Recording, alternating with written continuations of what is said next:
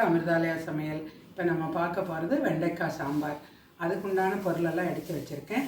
இப்போ இந்த குழந்தைகளுக்கெல்லாம் நிறைய யூடியூப் பார்த்து தான் சமைக்கணுங்கிற மாதிரி தான் படிச்சுட்டு இருக்கிறதுனால அவள் அம்மாகிட்ட கற்றுக்க முடியாத சூழ்நிலையில் இருக்கா. அதனால் இப்போ வெண்டைக்காய் சாம்பார் நான் எப்படிங்கிறத சொல்லித்தரேன், அவெல்லாம் பண்ணி கற்றுக்கோங்க.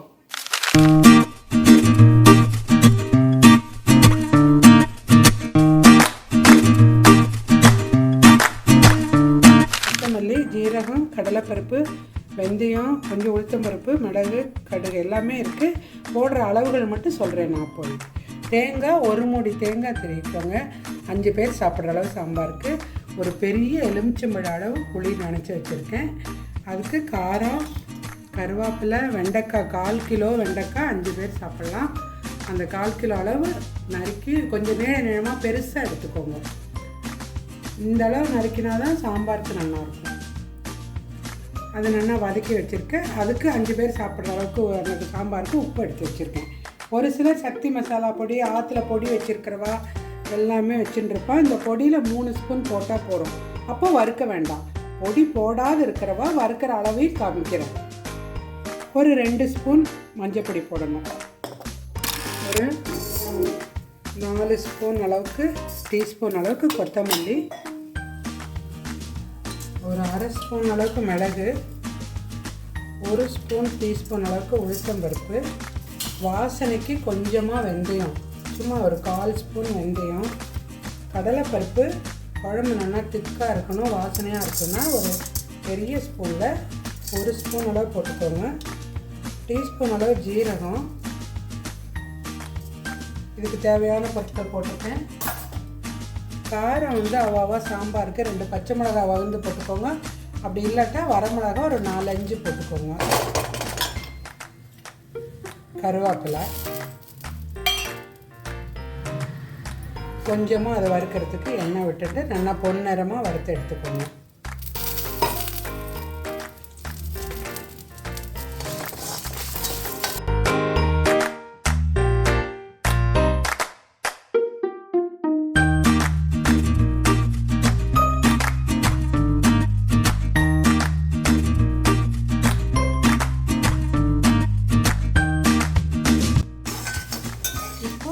இந்த பொன் நிறமாக இப்படி வறுக்கணும். இந்த இதில் வறுத்துண்டு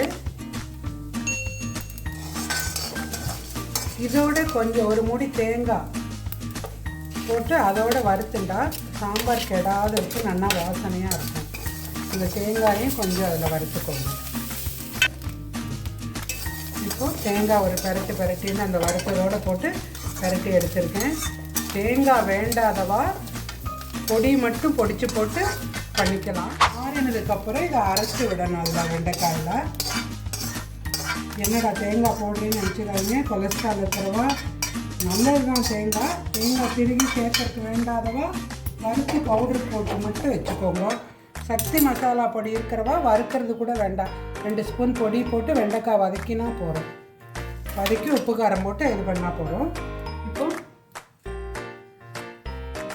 இந்த வதக்கி வச்சுருக்கிற வெண்டைக்காய் பாண்டியில் போட்டுட்டு நல்லா அழுத்தமான பாத்திரத்தில் போட்டுக்கோங்க.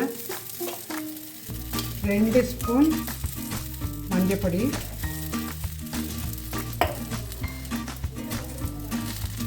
வெண்டைக்காய் கொஞ்சம் அந்த வழவழப்பு போனால் போகிறோம் வதங்கிறது. அதில் அதுக்கு தேவையான உப்பு எடுத்து போட்டிருக்கேன். புளி கரைசல் வச்சுருக்கேன். உப்பு ஒரு 2 ஸ்பூன், பெரிய ஸ்பூனில் நம்ம கைக்கே அளவு தெரியும். அவ்வளோவா பாத்திரத்துக்கு தகுந்த அளவு. இப்போ இந்த புளி எடுத்து கரைசல் வச்சதை வெண்டைக்காய் புளியிலேயே கொதிக்கணும். உப்பு காரெல்லாம் போட்டுடலாம்.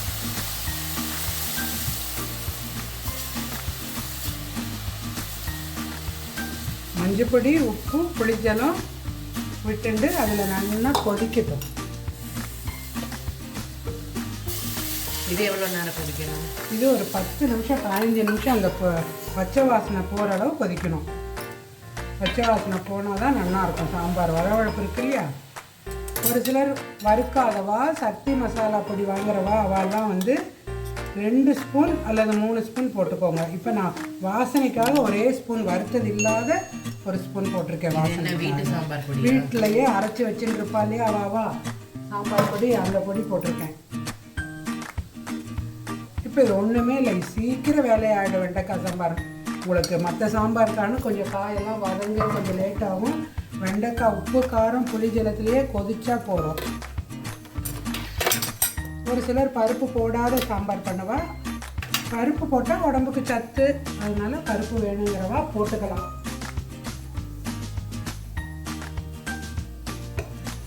ஒரு சின்ன அளவுக்கு 250 கிராம் 200 கிராம் பருப்பு வேக விட்டு இதில் எடுத்து வச்சுருக்கேன்.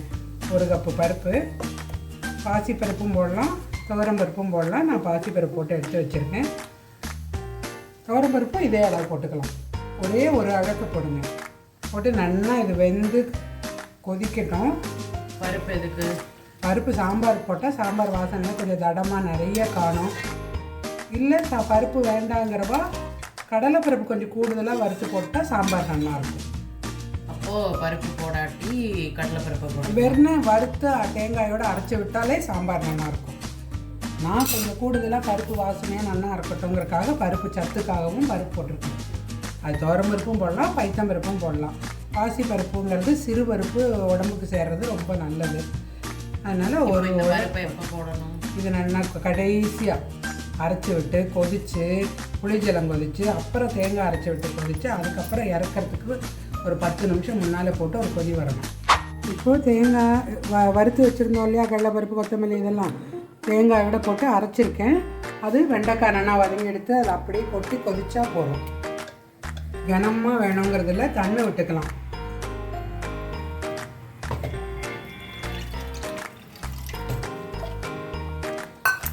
தண்ணி விட்டு கொதிச்சா போதும்.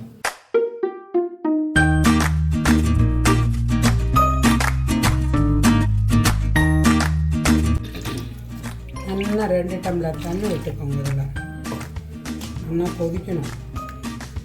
இப்போ இதில் வெண்டைக்காயெலாம் நல்லா வதங்கி புளி காரம் பிடிச்சி புளி உப்பு காரம்லாம் பிடிச்சிருந்தது. தேங்காயும் அரைச்சி விட்டாச்சு. இது நல்லா கொதி வரணும். நல்லா கொதிச்சதுக்கப்புறம் ஒரு 10 நிமிஷம் 15 நிமிஷம் கொதிக்கணும் சாம்பார். அப்புறம் பருப்பு கொட்டி ஒரு 10 நிமிஷம் 5 நிமிஷம் வச்சுட்டா போகிறோம். சாம்பார் ரெடி. கொதிச்சிருச்சு நல்லா வெண்டைக்காய்க்கு. இப்போ பருப்பு கொட்டி ஒரு 10 நிமிஷம் கொதிச்சா போதும்.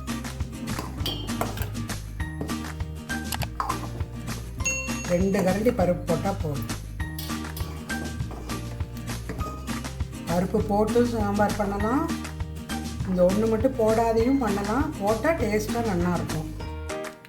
சாம்பாரும் நல்லா கனமாக இருக்கும். 4 பேர் நல்லா சாப்பிட்ற அளவுக்கு இருக்கும். இப்போ ஒரு வேளை பண்ணிட்டா கூட சாதத்துக்கு போட்டு சாப்பிட்டு மீதம் இருந்தால் கூட ராத்திரிக்கோ ஒரு இட்லியோ தோசையோ பண்ணிட்டா அதுக்கு கூட தொட்டுக்கலாம். அதுக்காக தான் கொஞ்சம் கூடுதலாக பண்ணுறது. ஒரு டப்பா எடுத்துன்னு போகிறவா அவளுக்கெல்லாம் கொஞ்சம் உரைக்க நிறையா போடணும் இல்லையா, அதனால் கொஞ்சம் கூடுதலாக பண்ணால் தான் சரியாக இருக்கும். ரொம்ப கனமாக இருந்தால் தண்ணி வெந்நீர் கொஞ்சம் கொதிக்க வச்சுட்டு கொஞ்சம் வெந்நீர் விட்டுக்கோங்க. சாம்பார் ரெடி. ஒரு கொதி வந்துட்டால் போகிறோம். இப்போ பெருங்காயம் போடுறது. இப்போ பெருங்காயம் வந்து நல்லா வாசனையாக இருக்கணும். அதனால் நல்லா இந்த ஸ்பூன் அளவில் 1 ஸ்பூன் அளவு பெருங்காயம். நல்லா வெண்டைக்காய் சாம்பாருக்கு பெருங்காயம் போட்டால் தான் டேஸ்ட்டு.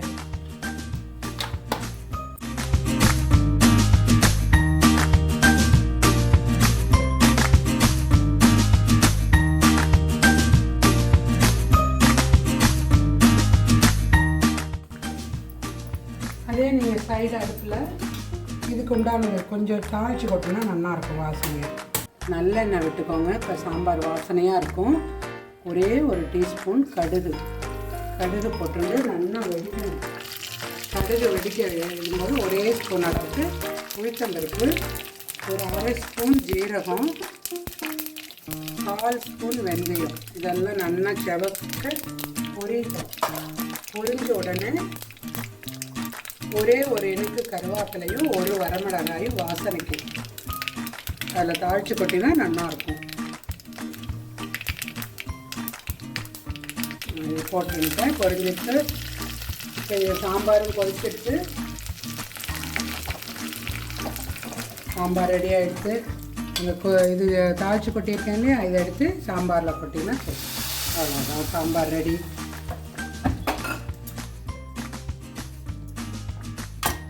இப்போ வேறு அளவான பாத்திரத்தில் எடுத்து